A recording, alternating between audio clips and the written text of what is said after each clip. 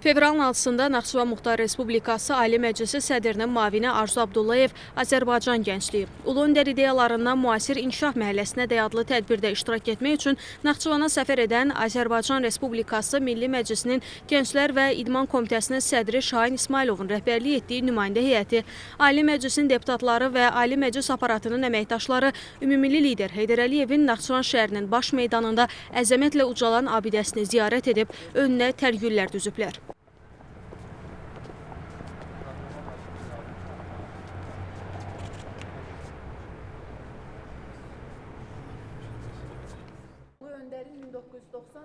Sonra Heydər Əliyev muzeyi ziyarət olunub. Muzeydə Ulu Öndərin zəngin dövlətçilik irsi, çoxşaxəli siyasi fəaliyyəti, o cümlədən mənalı ömrünün Naxçıvan məhəlləsi haqqında ətraflı məlumat verilib. Diqqətə çatdırılıb ki, burada ümumilli liderin ailəsinə, onun uşaqlıq və gənclik illərinə həsr olunmuş stendlər, Naxçıvan Muxtar Respublikası Ali Məclisinin sədri işlədiyi dövrə aid sənəd və materiallar, imzaladığı məktub, qərar, sərəncam və müqavilələrin surətləri nümayiş olunur.